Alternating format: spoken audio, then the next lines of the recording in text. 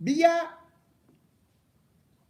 a fait de certains individus qui ne pouvaient pas être des hommes d'État, il a fait d'eux ses bras droits, juste peut-être parce que certains parlaient la même langue que lui, ou parce qu'il était convaincu que avec l'ennemi, on est protégé. Mais malheureusement aussi, ces gens qui accompagnent Biya au palais sont toujours voués dans des scandales. D'ailleurs, ce n'est pas seulement, comme j'ai dit, cela, mais c'est tout un cercle. L'affaire du Zomlo nous avait déjà prouvé ça. Avec, bien sûr, Mbondayolo qui le recevait avec trompette, accompagné d'Atanakuna. Cette image avait énervé tellement de Camerounais qui se disaient le palais de l'unité est devenu finalement un asile de fous, de détourneurs de fonds publics qui sont réhabilités et présentés comme des modèles. Et si ce palais de l'unité ressemble à un bordel, c'est parce que justement le directeur du cabinet civil est un homme au comportement bordélique, aux fréquentations douteuses et surtout qui a toujours une braquette prête à tirer comme une mitraillette.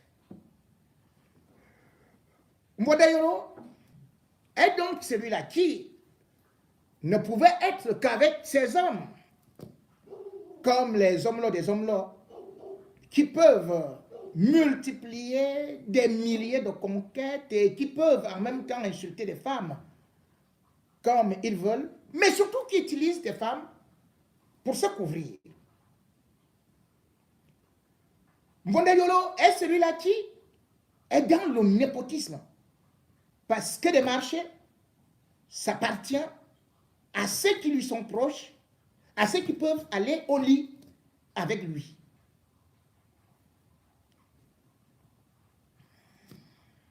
Vous avez suivi, comme moi, la mort de Nestor Andé.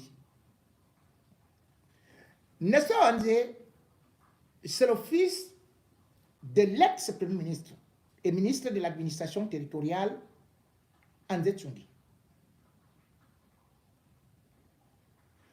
André Tchungi, faut-il le dire, est celui-là qui s'était aussi investi à truquer les élections et pratiquement qui a joué un rôle très important en 1992 pour falsifier les bulletins, les résultats, les décomptes, afin que Paul Biya fasse un braquage contre Frongi. Mais cet homme a fini par rendre l'arme à gauche en 2017, je crois. Non, pas en 2017, bien avant 2017, mais a connu un procès après 2017.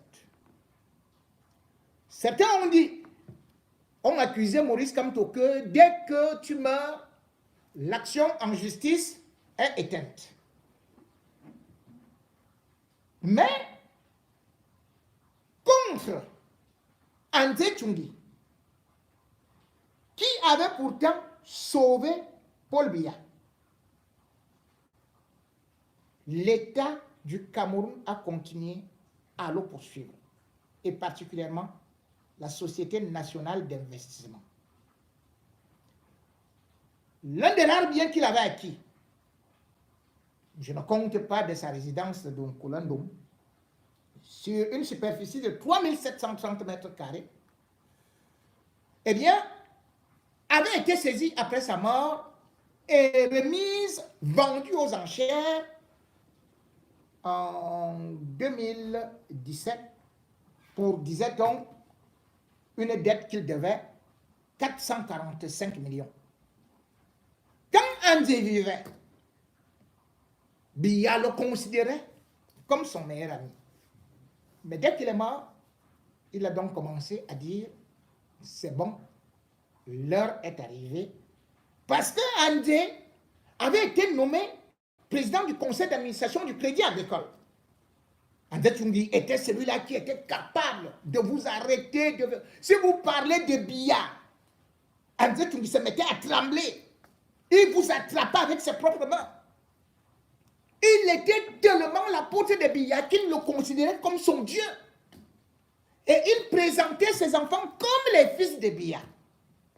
Que Biya allait continuer à protéger, à faire ceci et tout cela, et allait nommer même ministre. Parmi ces fils-là, vous aviez Nestor André. Et bien sûr, comme dans le système de Biya, il vous laisse toujours voler avant de vous frapper.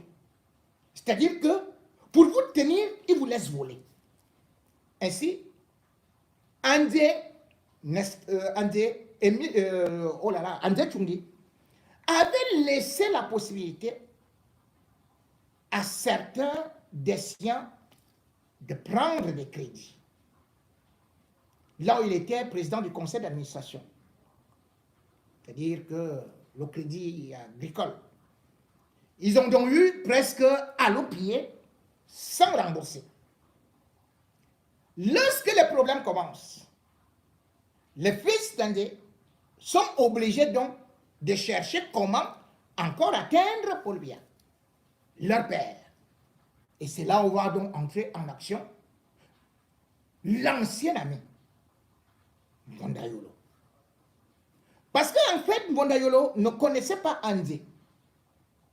Là. Mais depuis fort longtemps, Mbonda-Yolo l'avait rencontré en Belgique. Parce que Mbonda-Yolo n'étant pas très brillant, je crois que c'est en Belgique, à Bruxelles plus précisément, qu'il était parti chez son oncle qui était ambassadeur là-bas et puis il avait passé le baccalauréat. Nestor André également avait passé le baccalauréat là-bas. Ils sont donc devenus de très grands amis. De très grands amis! De telle sorte que ils se partageaient des copines, ce qu'on appelle un potis, ce qu'on appelle les parts, machin, et tous les partout. Et comme ça dérive toujours, et comme ça finit toujours par basculer, puisque finalement vous buvez, vous mangez, vous faites ceci, et comme bien évidemment le pouvoir vous appelle, et Satan aidant, et d'autres mœurs vous imposant cela, bim! Les hommes peuvent cogner les hommes, et puis les femmes peuvent aussi, voilà, tout. Voilà comment est-ce que leur amitié est devenue terriblement solide. Terriblement solide. De telle sorte que, partout où on allait, Mbonda-Yolo, on voyait Nestor André. Nestor André d'ailleurs, qui va devenir vice-président du commerce, de la chambre de commerce. Il va d'ailleurs gagner quelques marchés là-bas à la présidence de la République. Mais ces choses, également, ne vont pas s'arrêter là, puisque le frère de Nestor, lui également, qu'on appelait prof, il va aussi subir les foudres de Mbonda-Yolo. Je ne vous dirai pas plus, mais retenez tout simplement que il est mort ici à Paris, et beaucoup de choses ont été dites. Retenez que aujourd'hui, on vous parle de la mort de Nestor André. Ce n'est pas une simple mort comme ça, comme un banal individu qui s'en va. C'est une mort en même temps scandaleuse.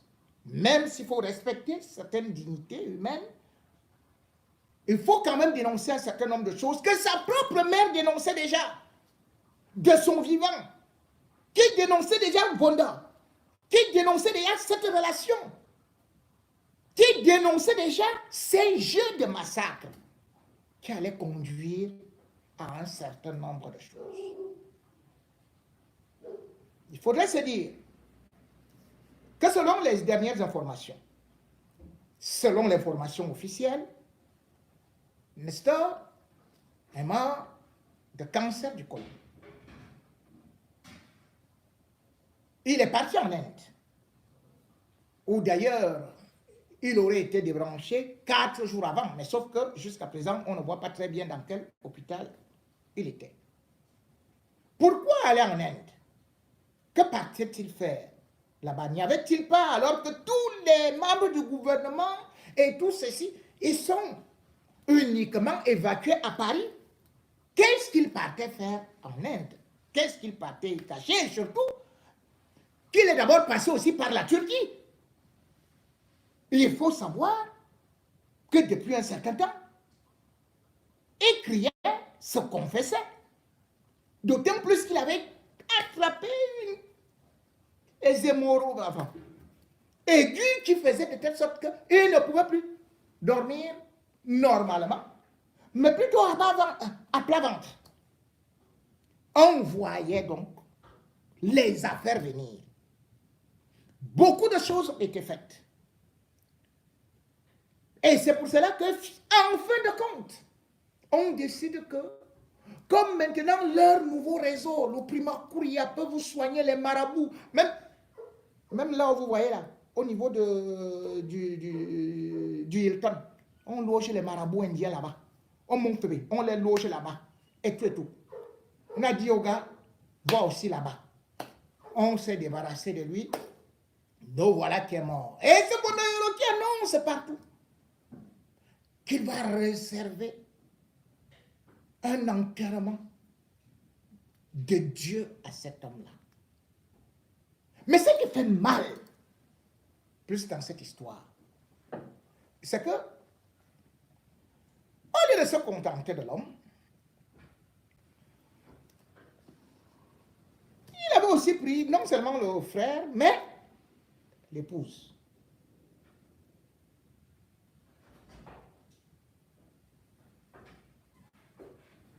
Vous voulez que je raconte?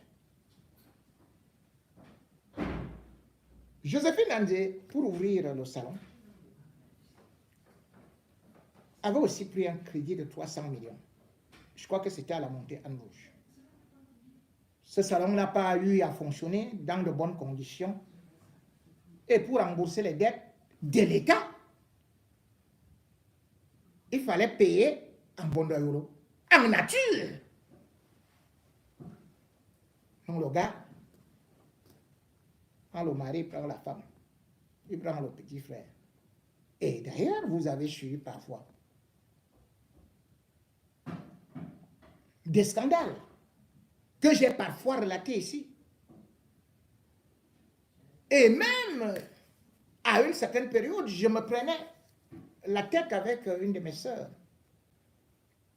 qui avait eu, enfin, c'est une grande dame, une intellectuelle, écrivaine et tout, qui avait eu aussi la malchance de tomber dans ses bras. Je ne vais pas la citer nommément, mais au moins, elle a pu sortir de là rapidement lorsqu'elle a compris que c'était un engrenage.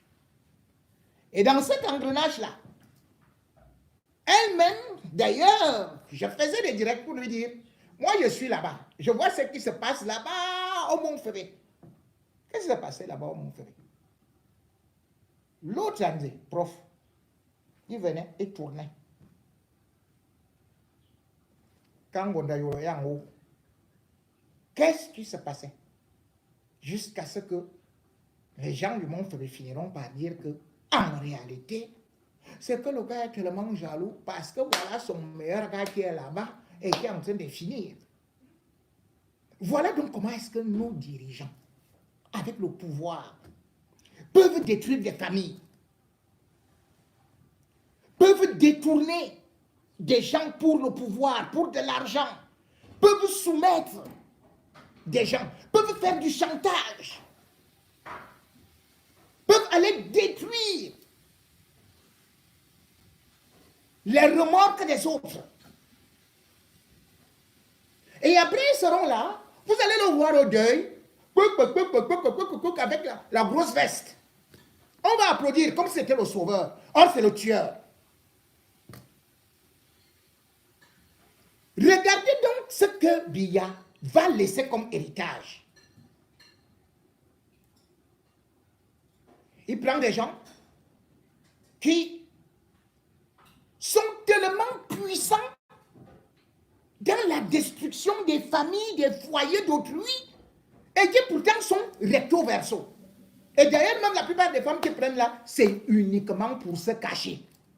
C'est pour cacher leur double vie. C'est pour cacher leur double vie. Assumez, ici, en Europe, vous avez fréquenté, ici, en Europe. Si quelqu'un aime les femmes, il est hétéro, il assume. Mais si quelqu'un aime des hommes, assumez, il est homo. Ne faites pas que tantôt vous prenez les femmes, mais en réalité, vous finissez avec des hommes. Les femmes vous servent juste de couverture. Et même ces hommes-là, contrairement à ce que je vois certains ici qui acceptent, qui respectent leurs conjoints. Là-bas au pays, c'est seulement pour détruire. Dès qu'ils prennent un qui veut faire le marché, un qui est en difficulté, un qui est poursuivi, et tout, on lui dit on va tout résoudre ça, et tout, et pourvu qu'on te donne ça. On avait vu Nestor Andy. Il avait ouvert un truc de carreau au Hilton. Il se disait qu'il va faire des affaires, mais ce sont eux qui ont fait que son affaire coule, pour qu'ils dépendent d'eux.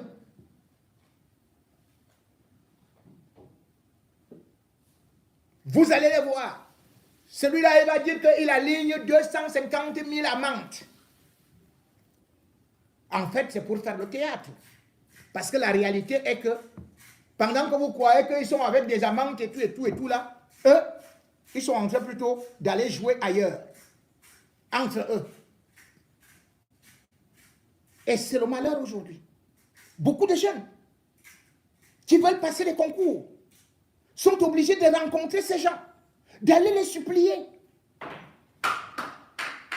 Beaucoup qui veulent les marchés sont obligés d'aller vendre, exposer, faire le troc avec le derrière. Où le gars vous puise de l'énergie et après, vous voyez tout simplement, wouh, tunnel. C'est une aberration pour notre pays. Oui, assumez. Moi, je ne suis pas homophobe. À chacun sa vie. Pourvu qu'il respecte celle de l'autre, d'autrui.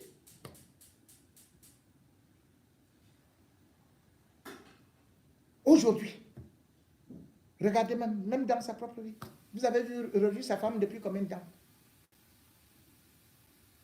Au moins, elle est partie depuis des années. Voilà, ils sont là.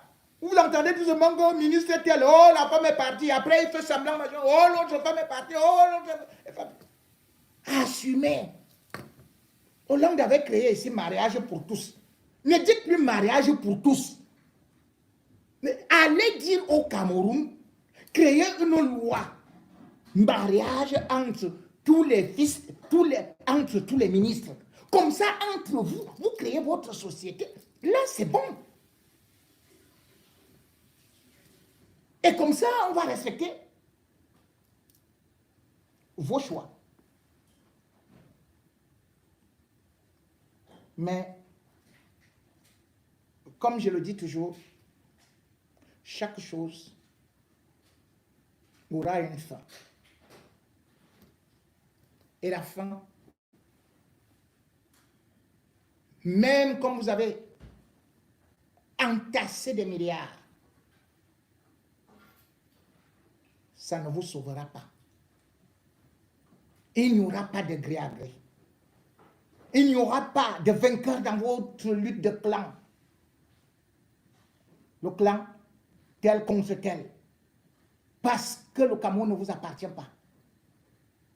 Vous avez beaucoup détruit. Vous serez dénoncé. Vous allez payer. Et surtout, Dieu va vous juger.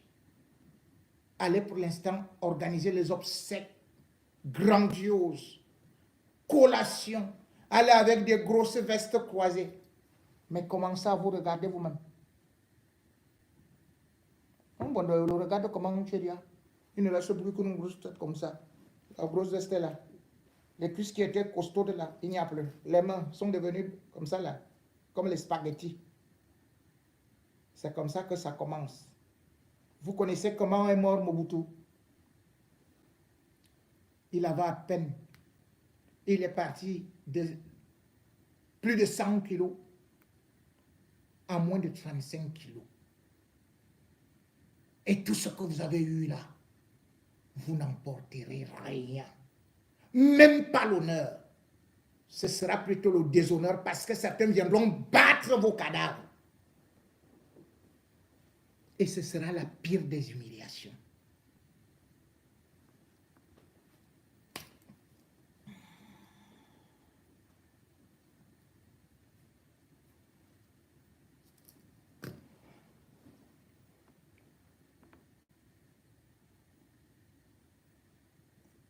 Franck Biya, même comme je devrais... Oui, j'ai encore du temps.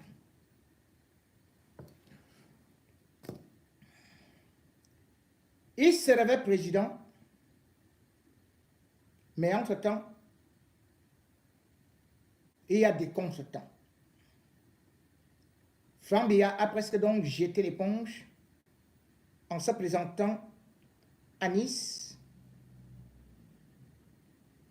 avec une timidité un peu maladive, mais en réalité, une déception qu'il avait de la peine à cacher.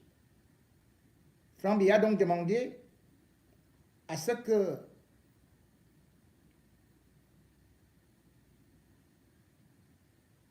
lui, il soit désormais derrière le leader du RDPC.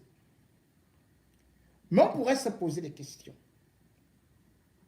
Pourquoi avoir choisi Nice? Franck Biya a choisi Nice parce qu'il est beaucoup déçu.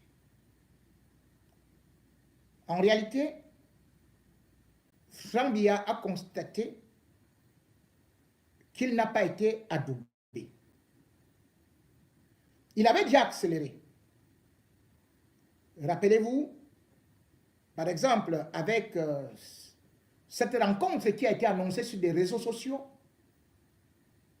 Apollonie Fleur-Diaz, la présidente de l'un des mouvements franquistes, qu'il avait reçu le 24 mars, je le répète, 24 mars, à Ahala. Et elle n'était pas seule. Il y avait des militants et Franck Biya leur avait demandé de continuer, de poursuivre leur action, qu'il était derrière eux. Nous sommes en mars 2023. Ce qui signifie que Franck Biya, en ce temps-là, il est encore convaincu que c'est lui le futur président. Puisque les franquistes, entre-temps, ont évolué sans jamais qu'ils puissent faire une sortie depuis 2 ans pour venir les contrecarrer. Et puis, subitement, Franck Biya arrive à Nice. Et pourquoi? Parce que Franck Biya, poussé par des gens comme les Mbondayolo qui voulaient l'utiliser comme un ballon d'essai, et aussi laissé comme un gibier, un appât que Biya tendait à l'opposition sans voir, tout en se cachant comme l'hameçon. Franck Biya était convaincu qu'il avait des portes ouvertes. Et sachant qu'au niveau du RDPC, il n'avait pas de possibilité d'accéder immédiatement comme tel, il savait donc qu'en passant par un parti, il pouvait réunir ensuite pas mal de personnalités issues du RDPC, puisqu'il n'était pas, bien sûr, au comité central. C'est comme ça qu'il avait réfléchi, avec d'ailleurs ses conseillers que lui aussi, il avait recruté comme le fils de Bongo Noureddine, qui est son grand ami, à Paris, pour préparer sa communication. Il ne pouvait donc pas faire venir une équipe de communication alors qu'il ne voulait pas, et il n'avait pas l'intention de prendre la suite de son père. Bref, pour lui, toutes les soupapes d'échappement étaient ouvertes. Il lui laissait qu'une seule chose, aller en toute vitesse et prendre à court l'opposition. Et justement, Franck Biya voulait donc profiter pour au moins entrer dans la légalisation. Et quand il arrive justement au Minat, c'est là où Atanganji bloque. Franck Biya, premier échec. Comment Atanganji peut bloquer? Et d'ailleurs, vous avez pu constater qu'entre-temps, Atanganji a légalisé 40 partis sans pour autant faire une fleur à Franck Biya ou à un de ces mouvements qui devait être légalisé. Grand échec. Et bien sûr que Franck va comprendre que son père vient de le dribbler, ne veut pas absolument quitter le pouvoir, si oui, le jour de la mort, et le laisser se débrouiller. Franck Biya n'est donc pas arrivé à Nice parce qu'il le voulait. Le RDPC, il était déjà là, ne serait-ce qu'au Cameroun depuis au moins 2 ans, voire 3 ans. Pourquoi n'a-t-il pas pris la carte des militants du RDPC? Pourtant, on nous disait que depuis 1991, il cotisait. Pourquoi venir subitement en France et à Nice parler alors que au Cameroun, on ne l'a jamais entendu parler? Au Cameroun, on ne l'a jamais vu s'exprimer. Au Cameroun, on n'a jamais entendu sa voix. Et il arrive à Nice où il expose cela. Derrière ça, il faudrait surtout dire que Franck Biya n'a pas bénéficié de ce qu'on appelle l'expertise des services secrets camerounais. Donc c'est quelque chose qui est improvisé. Parce que si Franck Biya bénéficiait de l'expertise des services d'État, il ne serait pas tombé dans ce trou-là. Vous avez pu voir dans la vidéo de Franck Biya, il est assis derrière. Déjà, pour une personnalité qui plus est le fils de l'échappe d'État et à qui on veut proposer le poste de président d'honneur, on ne peut pas te faire asseoir au dernier banc, alors que même au défilé, il est au premier banc, à étudier, il est au premier banc, il va avec Paul Biya en Russie, il est au premier banc, il vient avec Paul Biya en France, il est au premier banc, subitement, il arrive dans un petit mouvement, il est au dernier banc. Et une image, surtout, qui fait honte, qui doit interpeller. Ces femmes se mettent à chanter.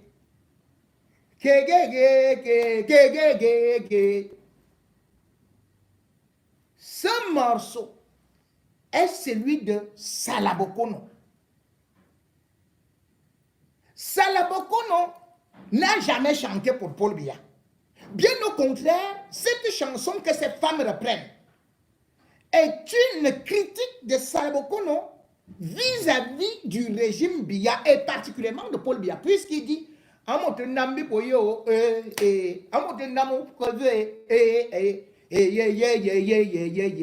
bref, il dit à Paul Biya, le pays va où? Qui a même bu? Qui a même mangé? Qu'as-tu fait? C'est à cette époque-là qu'on va justement arrêter Salabokono à la sortie du Parisien. Un cabaret où il chantait en Bogada. Pour le tabasser, on ira le tabasser au commissariat central. Par la suite, il sera même convoqué à la PJ. Salabokono va éviter tout au long de sa carrière, pendant au moins 3 ans, de ne plus chanter ce morceau-là. C'est donc un morceau contre le clan Biya, contre Franck Biya, que maintenant à Nice, ceux qui veulent soutenir, ceux qui apprécient, disent apprécier Franck Biya, chantent pour Franck Biya. C'est pour provoquer Paul Biya. C'est pour provoquer Franck Biya. Et le pire, c'est que les paroles qu'elles y mettent, c'est encore une insulte. Puisque ces femmes disent Anabwa, tabwa, tabwa, tabwa. Quoi? On dit, en traduction donc de la langue béti, on est en train de dire que Franck Biya est maigre. Je dis, hein, si on vous dit que vous êtes maigre, c'est une façon de vous féliciter. On ne dit même pas qu'il a une bonhomie. On ne dit même pas qu'il est beau, qu'il est élégant. On dit, ah, nabwa, tabwa, tabwa, tabwa.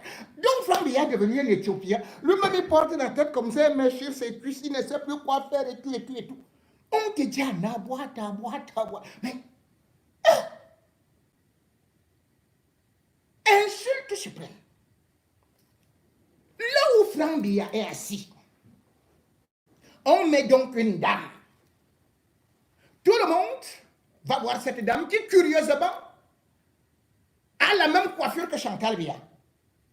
Et elle est toute de jaune vêtue. Elle est assise à la gauche de Franck Biya. Elle fait les selfies avec Franck Biya. L'affaire éclate. Tout le monde se dit, on a vu la femme de Franck Biya. On la prend pour la femme de Franck Biya. On va faire asseoir cette femme à côté de Franck Biya. La réalité est que, justement, ça va provoquer des tensions dans son foyer et même dans l'entourage de Biya actuellement. Parce que cette dame qu'on voit dans la vidéo, vous pouvez la revoir, moi je ne voudrais pas la présenter. Cette femme porte le sobriquet de la belle de Cannes. La belle de Cannes, elle n'est pas la femme de Franck Biya. Elle est mère de 3 enfants.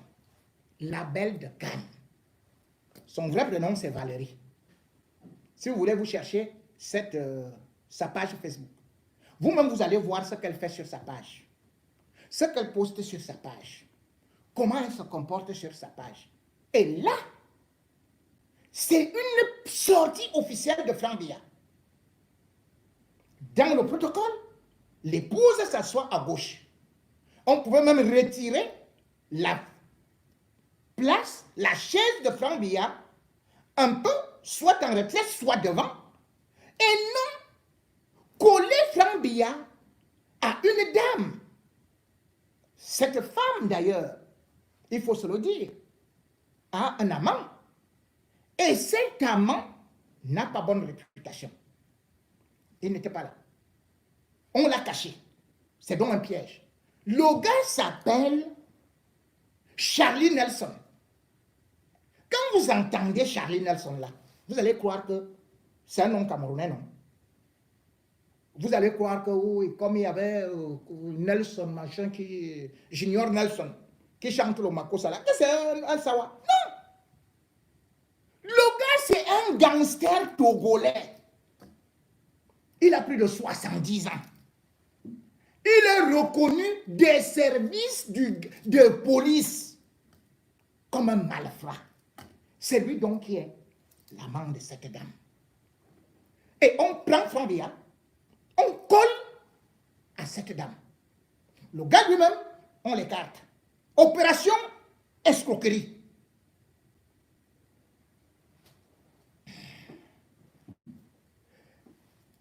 Junior Nelson est un Douala, est un Togolais qui fait dans des faux papiers à Nice. C'est-à-dire que tous les restaurants qu'on voit là qui ont connu les fermetures administratives, il dit qu'il est comptable. Mais dort dans son bureau, hein, à l'Ariane.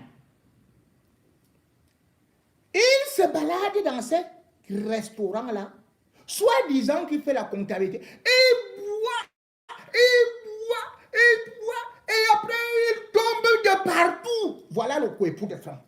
Voilà le nouveau coépoux de Franck. Il tombe. Le papa là. Il tombe de partout. Il rentre et quitte. Tant que le bar n'a pas fermé, il ne part pas. Et d'ailleurs à Nice, tous les bars camerounais ont connu des sanctions administratives, des fermetures administratives. Alors, Fambia se retrouve avec ces gens-là. Pourquoi est-ce que ces bars ont connu des fermetures administratives? Et il y a même un restaurant camerounais qu'on a fermé parce que on avait trouvé qu'il y avait un caca dans la nourriture. Voilà les gens qui sont avec Franck Biya. Voilà les gens qui chantent pour Franck Biya. Voilà la qualité des gens que Franck Biya peut nous présenter. Que oui, voici le Cameroun de valeur. Nous devons dire, en ce qui concerne le RDPC, Franck Biya pouvait bien choisir une autre section, il pouvait choisir une salle digne de son nom, avec des personnalités, il devrait être accueilli selon sa valeur. Mais regardez le petit endroit là où il était. Qui est même le président alors de ce RDPC là, qu'on vous présentait, qu'on est en train de vous narguer au Cameroun avec? Parce que vous aimez toujours dire, oh là-bas c'est des chômeurs, c'est ceci et cela. Le président de cette histoire-là, c'est qui? Lui aussi s'appelle Charlie. Charlie Oyono. Charlie Oyono travaille dans des petites boîtes d'intérim. Où il est maçon, il est balayeur, où il est pousseur, il est quoi? On sait tout simplement qu'il chaque matin, il court là, il prend le bus, il dit qu'il part à Monaco. Voilà le président du RDPC. Celui que vous avez vu là avec les charpes là. Voilà les amis de Franck là-bas. Charlie ou non? Hein? Oui. Et voilà. C'est lui qui est le président. Le président du RDPC. Dans une ville de Nice, ou bien en France, où vous avez des cadres camerounais, où vous avez tout, où vous avez ceci et cela. Lui-même, pour venir là, il a été placé par une femme qui était avec son mari dans le mouvement. Et qui ont créé cela. Elle s'appelle Imam Benet. Imam Benet, vraiment, vous savez, j'ai un problème. Je n'aime pas beaucoup descendre les femmes. Même celle-là que je suis en train de parler, là, je veux parler en profondeur. Imam Benet, de toutes les façons, je sais qu'elle est partie là-bas une fois là au Cameroun, elle est venue avec la photo de Chantal Biya. Je ne veux pas décrire dans quelles conditions elle a pris cette photo-là. Mais à Nice, elle est dans un 2 pièces, dans les trucs sociaux et tout ça. Aïe, aïe, aïe, aïe. Avant, le président, c'était un gars, c'était un basketteur. Hein. On l'appelait Joe.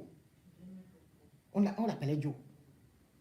Un long gars comme ça. Là. Vous l'avez vu dans les vidéos. Il était le premier à courir à gauche et à droite pour raconter que oh yo, la communauté camerounaise a mis c'est la pire. Oh yo, on a voulu le tuer. Oh yo, on a fendu son ventre parce qu'on lui a donné le poison et tout. Que ces gens-là, ils ne veulent plus être avec eux. Dès qu'il a entendu que Franck Biya est là, le voilà qui est reparti là-bas. Avec ce que vous avez vu là. Voilà donc ce qu'on appelle le RDPC, l'élite. Une ville comme Nice. Et il y a quand même Christian Estrosi. Christian Estrosi est le maire de Nice. Comment Franck Biya arrive à Nice, organise un événement de cette envergure-là, on ne voit ni autorité, ni ceci, ni cela. Vous n'allez même pas voir que dans ces milieux-là, on ne l'a jamais invité. Et pourtant, il est parti acheter les maisons là-bas avec l'argent du contribuable camerounais. Vous allez voir les Camerounais, ceux qui se bandent là, que, oh, le RDPC, vous allez lire l'heure, vous allez faire ceci, et tout, et tout. Il marche seulement avec une femme là, Mati Diouf, Que, oh, Madame le maire, oh, Madame le maire. Mathieu Diouf, c'est qui? Mathieu Diouf est 18e adjoint au maire. Donc, vous-même regardez. Pas le premier adjoint, pas le deuxième, pas le troisième, pas le cinquième, pas le cinquième, pas le huitième. Les mangeuses d'Aloko, même elle a fui Frambia. 18e adjoint au maire, elle a fui Frambia. Elle a fui Frambia. 18e. Parce qu'on est parti prendre. À Nice, là-bas, on a dit que bon, comme c'est une ville de. Bon, on va un peu mettre. Voilà, une noire là pour souvent s'occuper des cas sociaux. C'est comme ça qu'on a eu à la mettre. Frambia. Moi, je te dis donc que quand tu dois aller quelque part, surtout que quand tu es candidat, ou bien tu es un PDG, que tu es le fils de Biya, tu n'es pas comme nous autres comme ça. Nous, on peut aller là, même n'importe où là, et tout et tout. Nous quoi? Nous les fils de qui? Mais toi, quand tu vas, te voilà maintenant, on va te afficher avec la femme là, la femme de... Mais regarde-le, et on sait que chez toi là, d'ailleurs tu as commencé à regarder, et tu fais aussi, tu regardes aussi, regarde donc. Pendant ce temps, un fils de chef d'État, un homme qui est marié plusieurs fois. Pourquoi tu ne vas pas avec ta femme dans les cérémonies aussi? Est-ce que vous savez que Franck Biya, que vous voyez là, mais n'est-ce pas qu'il avait attrapé la femme de son cousin, Bonivan, Laure Péry. Franck Biya est parti l'épouser aux îles Seychelles. Mais pourquoi tu ne t'affiches plus avec elle? Tu l'as abandonné au lac. Tu es parti prendre une autre là-bas, Fadimatou. Oh non. C'est avec elle que tu vis là-bas, quoi là, au golf. Là où tu as reçu Francis Ngannou là. Ni elle, ni l'autre, tu ne prends. C'est vrai qu'on m'a dit que la femme que tu as arrachée à Bonivan là, que bon, moi je sais, bon, que tu l'as aussi abandonné, mais qu'on ne veut pas tout simplement dire que même Biya, lui-même, il n'était pas beaucoup d'accord, mais, et comme c'est maintenant les enfants de Fadimatou, d'ailleurs, les enfants que vous voyez avec Paul Biya là, lors de son anniversaire là, les deux filles là, c'est les enfants de Franck, hein, avec la deuxième femme. Plus il y a un garçon là, ce n'est que eux que Paul Biya connaît. Maintenant là, tu vas faire la cotisation avec le Togolais pour la belle de Cannes. Elle est canne à sucre. Mais en tout cas, elle est pas mal. Hein. Et puis, elle s'exprime même mieux que Chantal Biya. Hein. Même comme elle s'habille comme Chantal Biya. Là. Elle s'exprime mieux. Hein. Et puis, tu vois, elle a aussi les cheveux de feu. Elle peut devenir une future première dame hein, en 3035. 3035. Hein. C'est pour l'instant, là, toi, tu ne seras pas président. Elle peut être première dame en 3035. Donc, ne t'en fais pas. Tu peux encore. Mais lorsqu'on voit quand même ce qui se passe là, je vais te dire, là où tu dois aller là, il faut faire très attention. Hein. C'est à Mougin. C'est là-bas où elle vit. Tu connais là où il y a ce qu'on appelle Mougin? C'est comme si on te disait que Tango habite Mokolo. Dans les risques que tu auras là. Ouais. Non, mais attends, je vais peut-être donner la position de Mougin pour te dire que c'est la ville la plus dangereuse de la France. Là, tu as maintenant trouvé ta part. Là, on est parti te donner cadeau. Je te donne la description de Mougin. Voilà. Le quartier Mougin. C'est là où il y a sa maison. Là, tu vas aussi trouver le Togolais. En 2022, l'augmentation, la délinquance à Mougin est en hausse de 29,4%. Ce n'est pas moi qui dis, hein. C'est la mairie et c'est les services de police. Donc là-bas, il y a les vols, cambriolages, les meurtres, les agressions et tout et tout. Donc imagine, on peut même aller te prendre en otage là-bas. À Mougins, ah, tu iras parce qu'on ne parle que de Nice, de Nice, de Nice. Mais là où il y aura, là où toi-même tu parles là, avec ton gangster congolais là, qui va te dire que oui, quand tu vas arriver là-bas, d'abord les cartes de crédit vont disparaître. Je vous donne quelques chiffres. Je vous rappelle que la ville de Mougins n'a qu'une population de 19 473. Ce sont les chiffres officiels au quartier. Et imaginez le nombre de crimes qu'il y a eu là-bas. 104, seulement en 2022. Je ne donne pas les chiffres de 2023. Ça, c'est la police qui m'a communiqué avec la mairie. J'ai croisé et j'ai vu ça. Donc, je vous donne. Non, Franck est parti là. Votre futur président. À Mougins. Là, il va prendre la première dame là. Première dame. Voilà. Il y a donc... Elle a même écrit un très beau livre. Hein. C'était Entreprendre au féminin. Il faut lire ça. Bon. 193 destructions et dégradations volontaires en un an. 87 victimes de coups et blessures volontaires à Mougins, soit une augmentation de 38%.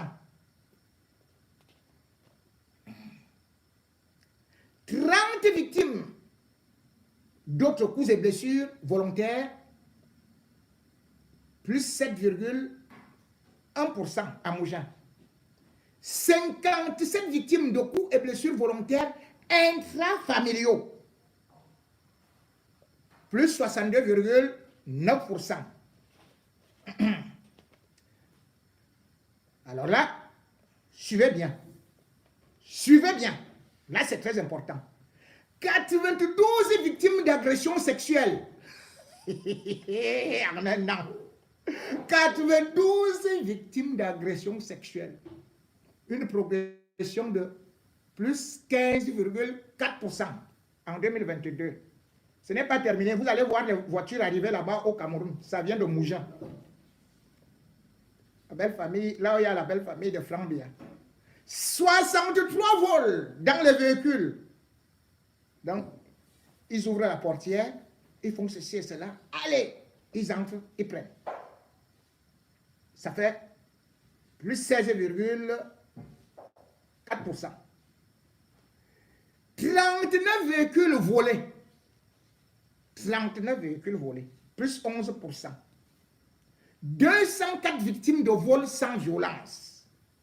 Donc, voilà une petite ville qui a connu un total de 521 crimes et délits en 2021. Mougins se place en 8e position des villes de la France, avec le plus grand nombre de crimes et de délits sur 101 départements en France et d'outre-mer. Mougins est dans le top 10. Président de Mougins, Frambia. Yeah. Président de Mougins, ce n'est plus des franquistes. Hein? Président de Mougins, Frambia. Et surtout, il y a quelque chose qui est bien là-bas, c'est que tu vas aussi trouver la pauvreté comme au Cameroun. Hein? Plus c'est Mokolo. Les chiffres officiels disent que 10% de la population de Mougins vit en dehors, au-dessous du seuil de la pauvreté. Ce n'est pas moi qui dis. Ça, c'est les statistiques du ministère de l'Intérieur. Ce n'est pas moi. Donc, si tu veux donc savoir comment est-ce que on devient président dans ces conditions-là, tu peux toujours espérer. Mais cependant, comme je le dis, Franck Biya est désespéré. Franck Biya est désespéré parce que Paul Biya, effectivement, a eu à déjouer toute sa famille. Paul Biya n'a pas eu à pouvoir former un qui puisse émerger et qui puisse avoir une certaine personnalité. Et aujourd'hui, il est presque en train de les renier. Chacun d'entre eux est en train de se poser des questions. Qu'est-ce qui est en train de se passer? Je vais vous prendre un exemple. Celui à qui Franck avait arraché la femme, c'est-à-dire que l'honorable qui est là, Bondassam Bonivan, je vais vous donner.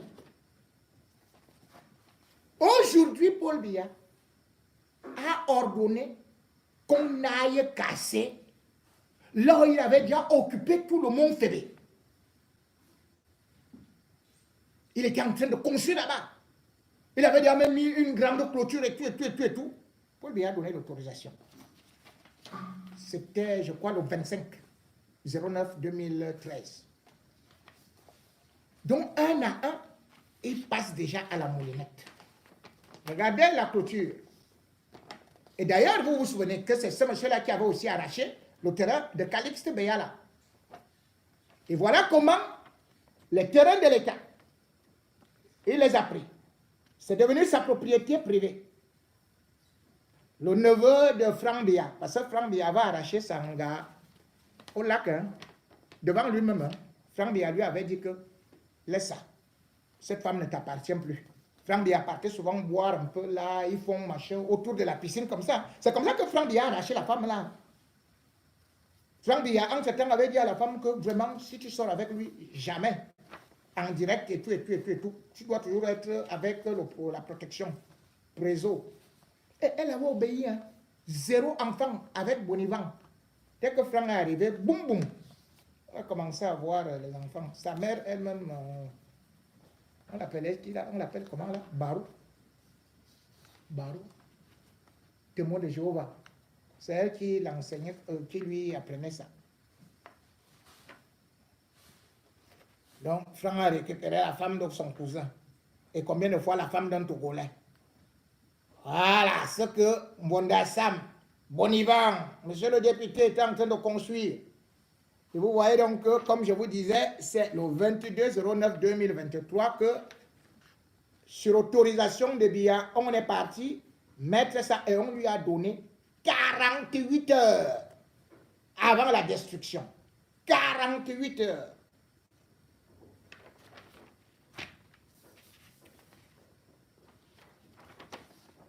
Voici ça. Comment finalement tout ça a été. On a jeté tout ça par terre. Hein? Tout ça est déjà jeté par terre. Attendez même, je crois que je devrais avoir d'autres images quelque part là où c'est déjà jeté par terre. Hein? On a jeté les bêtises. On a jeté les bêtises par terre. Oh là là. Bon. C'est pas ici, c'est posé quelque part là. Bon, de toute façon, vous avez vu.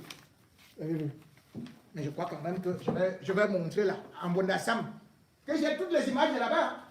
Je ne sais pas si c'est ici à côté que j'ai la feuille.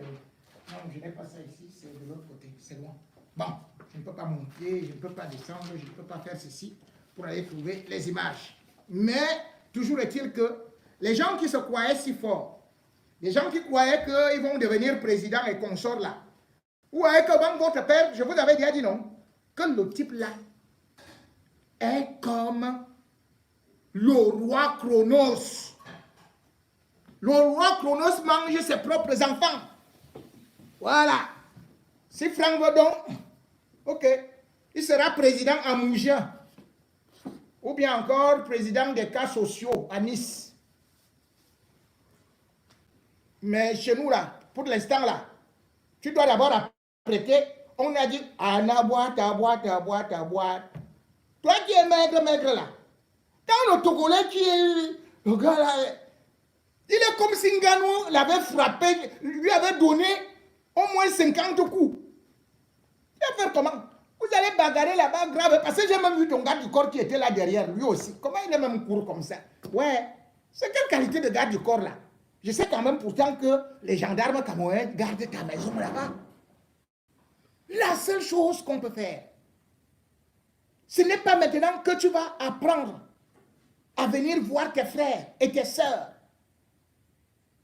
Et si tu dois donc le faire, puisque tu as des milliards, fais des vraies œuvres sociales. Et il y a des handicapés, et il y a des déshérités, donc des orphelins, et il y a des victimes d'accidents. Voilà des choses que tu peux soutenir, et non d'aller soutenir les gens qui te racontent des balivernes, qui n'ont aucun poids politique, qui ne représentent rien dans une salle où toi-même tu vois que c'est vide, où il n'y a personne qui est au-dessus de la classe. Oui, mais je ne veux pas, je t'ai dit, je ne veux pas parler d'un certain nombre de choses, mais si tu veux, bon, en tout cas, moi ça ne me concerne même pas. Ce n'est même pas une façon d'enlever le gombo hein, chez vous là. Je connais chacun d'entre vous. Mais moi, ce n'était pas l'objectif aujourd'hui. C'était juste pour dire à Franck Biya, parce que justement, quand il vient maintenant là, depuis que vous-même vous êtes là-bas, mais Franck Biya habite Nice depuis. Pourquoi est-ce qu'il ne vous cherchait pas? Pourquoi c'est maintenant qu'il vient là? Bon, ok. La belle de Cannes, pardon. Je ne veux même pas te combattre. Moi, je t'applaudis même. Maman, vas-y. Suce aussi ta part. Aka, c'est quoi? N'est-ce pas qu'il y a un proverbe africain qui dit que l'homme est comme un épi de maïs, que toute bouche peut croquer à condition qu'elle ne soit pas édentée. Maman, suce ta part de canne. Tu t'appelles canne à sucre pourquoi? Non, tu as quand même des petites options là. Mais, maman, mais non, tu es quand même forte en marketing. Non, il faut apprécier la fille là. Elle a su se vendre. Hey, maman canne à sucre, Valérie. Valérie. Non, non, non, non, non. Non, si on te dit quand même que tu es laide, c'est faux. Non, non, non, non, non. C'est seulement ton gars là, vraiment, non. Ton gars là, il faut, tu le prends d'abord. Quand Franck arrive là, tu ne le mets pas dans l'armoire, hein. Tu ne le mets pas sous le lit. Tu le mets loin du jardin. Après, tu mets le cadenas dehors. Parce que le gars togolais là, canne à sucre. Parce que le truc que vous avez commencé là, après lui-même, il va te faire le chantage. Parce que vous avez bien joué au début. Franck lui croyait que toi, tu es libre comme ça, alors que Charlie Nelson, au papier là. Mais non, attends, toi aussi, maman, attends, non, non, non, non. Si le gars il est un peu riche, il faut comprendre, ce n'est pas que je suis xénophobe. Hein. Il se balade partout là. Non, il ne peut pas. Non. Prends Franck. Prends. Ouais, t'encourages. Prends-le. Prends-le. Tu seras notre Chantal de Mougin. En tout cas, le look y est déjà. La taille y est déjà. Le teint y est déjà. Encore un peu plus de Njansan, un peu plus, un peu plus, un peu plus. Et ce sera mieux. Après, tu ajoutes encore les ongles qui poussent jusqu'ici. Tu mets les ongles jusqu'à là-bas. Tu mets le rouge partout ici. Tu mets même aux yeux. Après cela, tu prends les boucles qui pèsent entre 2 et 3 kilos. Maintenant, pour encore être plus impressionnante, tu mets, c'est-à-dire que ta part d'afro là, à mon tu vas voir tous les Indiens, tous les Pakistanais, tu ramasses ça, on te coud ça correctement comme ça là, non, c'est comme ça qu'on devient première dame, c'est comme ça qu'on passe, et tout et tout. Voilà. Après, on va t'applaudir. Notre-Dame de Mougin, notre première dame de Mougin. Vive la belle de Cannes. Vive la nouvelle Cannes qui tiendra Franck Biya. Vive. Cependant, ce qu'on appelle la multipolarité, la multiculturalité. Ah, les écans vont pleurer. La belle de Cannes. Tu sais pourquoi les écans vont pleurer? Je vais leur dire un petit truc. Et ils ne savent pas que tu es banni